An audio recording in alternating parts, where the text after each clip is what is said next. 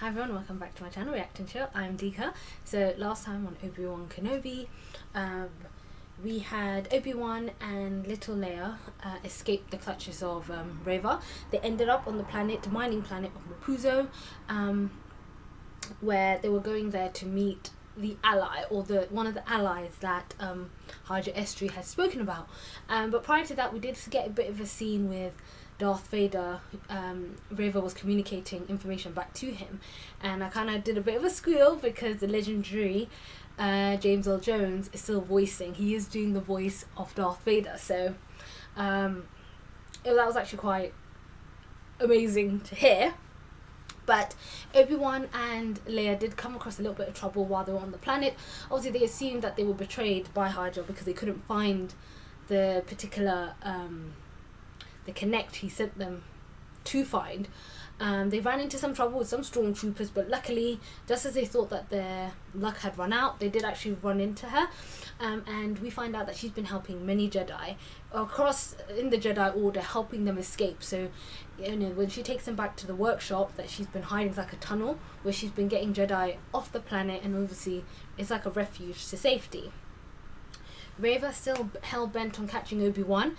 I think they're not called seeker drones, but some sort of drones. They're able to detect him and pick him up on the planet of Mapuzo. So they end up landing. The Inquisitors end up coming to the planet. Obviously, the Inquisitors end up coming to the planet, and Anakin, aka Darth Vader, also joins them. So we see this great scene where, while Obi-Wan was trying to make his escape with Leia, he literally feels his spiritual pressure, his energy, he feels the force, and I'm assuming Anakin was picking him up. So he was walking through the town, wreaking havoc on his way, and obviously it did lead up to that confrontation that they had. I mentioned this last time that I think Obi-Wan was very reluctant to want to fight him. He didn't want to. I don't know if it's more to do with their last fight and what had happened, and he couldn't believe that, you know, brother Anakin is still alive. So Obi-Wan just about got out from there. If she was able to get him out from there, and then we're gonna go over to the planet Jabin. In the meanwhile, he was able to he told Leia to run off to the person to help her make the transportation to get her off the planet. Now, as Leia went off, Reva was hot on their heels because, again, Reva was sensing them. She had come across like the small cave area where the Jedi clearly had passed through, and again there was this intense moment where she felt some sort of thing. So again, I feel like there's something more to Reva and her connection to the Jedi, and presumably Obi-Wan / Darth Vader. I made a point about maybe it's Darth Vader she's trying to get to more than, you know, if she delivers Obi-Wan to Darth Vader, she will physically get to him. I don't know, but unfortunately she ended up killing, I think, the guy that was meant to get Princess Leia off the planet, and by the looks of it captures Leia. And again, the second time she's using Leia as bait to draw out Obi-Wan Kenobi. So now an injured Obi-Wan, because Anakin literally dragged him through the dirt. He set the coal on fire and he literally dragged him for his sins. Not half of his body, but his arm was burnt when we last saw him. So now Obi-Wan needs to get stitched up and get some help, and on top of that, now I'm assuming he's going to realise that Leia unfortunately has been kidnapped again, so he has to go back out there and save her. So here we are with episode 4. Oh, look at his arm. Oh.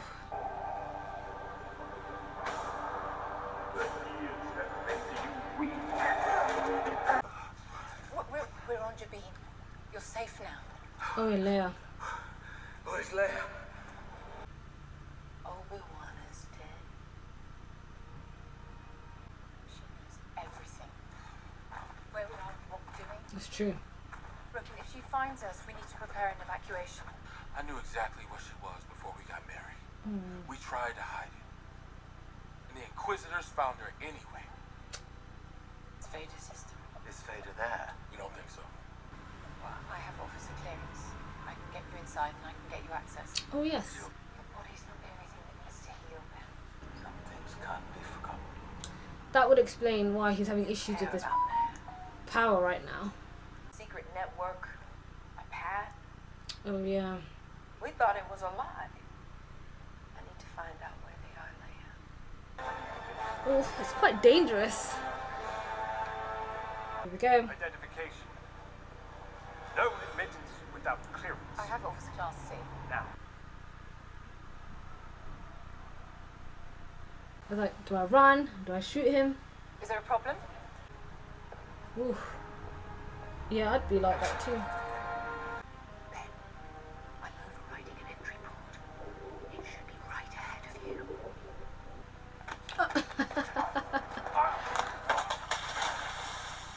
Is he gonna jump? Oh no, I thought he was gonna wear the suit. She won't be able to. It's the sister contest. What are they keeping down there? This isn't your station. Oh, Let me see some identification. oh. They can't open the doors, can they? Oh, good. Oh, she'd be. She out there beating him up. She made quick work of him. Oh. Did you hear that? Oh. Nice. Over there. Let's go. We're all on the same side here. These people, they'll leave you too. I'll have to tell my father first. It's okay, right? You said we're all on the same side. True. Ah! Try, princess. I've just found out what they're hiding down here. Jedi bodies? This place isn't a fortress. It's a tomb. Yeah. Say something! I tell you! Then your choice is me. Who's he looking for? Oh, God. I'm sorry to intrude. They're on the floor. The network runs out of the Certos sector. They use the salvage business to launder goods, render new identities, And she's gonna. unless, of course, It's a distraction. She's they're gonna. lying. Oh, that was so cool. No way out. And there's no way out for you either. More. That was sick. We'll see. Take her to interrogation. If the debriefing confirms it, then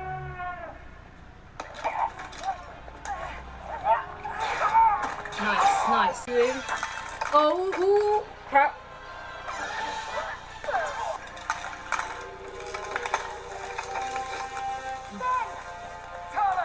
Damn.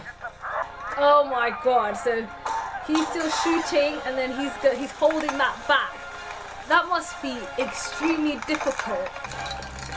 Oh my God, that was sick. Ooh. They are legit just gonna walk off the base. No one can see him hold, like. Ooh. Oh, nice. It's the other Jedi allied forces. Oh shit. Oh shit. Right behind you. He's gonna get hit, yeah. Or Oh! what defeat would bring. Weakness. Oh, he's like. Fifth brother? Fifth brother's like, got nothing to do with me. I put a tracker on the ship. Oh. Where he goes, it will follow. She put it on Leia. Or on the little droid that she has.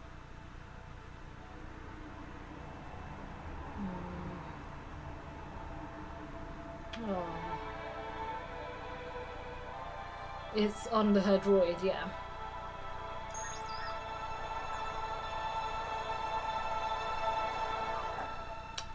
So that was episode 4, or part 4. That was a really good episode. Like I said, I have my theories about Raver a little bit more now, but it was really cool to see that we got to see the other members, or the small team that are kind of helping run the network.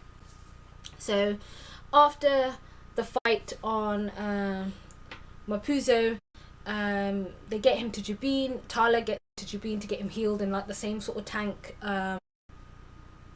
Anakin uses. to heal his scars. But obviously, he kind of wakes up from that and remembers where's Leia, and they figured out that they were compromised on Mapuzo and she was taken. So the network, first and foremost, one of the main things about getting her back is obviously they're worried that their whole network is going to get compromised, not just on the planets that they were on, but essentially the whole thing, the pathway, and everything runs through that base. And they were worried. Obviously, Obi-Wan said that get the girl back. She is important because as far as he knew that she's not going to say anything, he at this moment in time obviously isn't revealing nothing about nothing, obviously, but he just used the fact that, you know what, she knows potentially your location, we need to get her back, it's important to get her back. So Tala went with him. They went to the moon, the water moon, planet Mer, which was like, and it was a network or something they were able to pick up in its early, I think he said in its early in it, not his early design, but it's linked to the planet Mustafa. That's where Darth Vader's Mustafa. That's where Darth Vader's headquarters is currently. And this planet, or this water moon planet Mer, is I think the base or the headquarters of the Inquisitors. So Tala said that, you know, we'll see if I haven't been compromised myself, we're going to have access to get in, which she does. And again, it's really intense, purely because you don't know if every move she makes, somebody could be watching. And we've seen several times where she had to take out the other guy. You know, she has to be incredibly careful, even when she had that confrontation with Reva. So she was able to get Obi Wan Kenobi in and going into stealth mode. She had picked up on there's something at the base of that tower, or it's a tomb. So it's essentially, if that's the Inquisitor's head base and the Inquisitors are there to hunt Jedi, it's almost keeping count. And when Obi-Wan did come across there, he did unfortunately see they even had young kids, small Jedi, you know, the ones from the Jedi temple that were there. So these Inquisitors, regardless of how old you were, they were still going to get you if you were force sensitive. So Leia was able to hold her own against Reva, obviously not completely falling for her bluff, making sure that she wasn't going to give her, even when Reva was trying to read her mind, she was able to resist. And we know why Leia can resist. But then Reva did mention a couple of things, and again, it goes back to why she got a vendetta against him. And then part of me thought, because I didn't think about it so much. So in the first episode, in the beginning, we saw those small kids at just before Order 6, well, while Order 66 was being executed, and those small kids that were trying to run away. Now, part of me thinks, now what if Reva was part of that group of kids, one of those kids, and the way she was attacking the Jedi, and the way she was, you know, very much, they didn't come for you, these people left them to die, because she was trying to, of course, lie to Leia, so she maybe make her talk more. Maybe that's how she felt. She felt that she was given up on. Like, no one came to help her. No one came to rescue her. I'm assuming. Maybe that's where that hatred is for. So she wants to eliminate them. She mentioned that she used to have a droid before that was taken away from her. And no one was going to come to help her. So maybe that's how she had felt. That's what my theory is. And I think that's why not only is she trying to gain favour with Vader, but to show her loyalty. That, you know, I'm here to hunt the Jedi. I've turned to the dark side. I can't stand the Jedi, you know, and the rest of that good stuff. So luckily we saw that really cool scene when Obi-Wan actually rescued Leia, and as they were trying to get off the base, during that point, like I mentioned, Tala and Reva had a bit of a confrontation. I liked how Tala switched it round, acting as if, you know, I was a spy and I had to hide among them. So just before she was going to be taken in for interrogation, that's when the alarms went off. And there's that other cool scene where Obi Wan Kenobi was holding back the whole ocean, you know, to make sure they got away. And just as they were getting off the base, and their friends, the path, had come to get them, unfortunately, they did lose one of their comrades. But just as well, just as Darth Vader had Reva in a deathly chokehold, she said that I let them go. And I like how fifth brother, I think his name is brother, said, oh, destroy them. So she got rid of the smaller ship. I'm assuming she could have gotten rid of the bigger one. She could have, essentially, if that's what she was implying.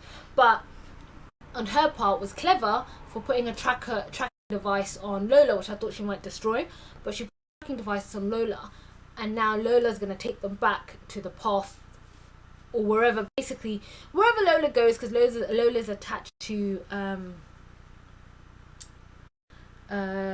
Lola's attached to Leia attached to Obi-Wan.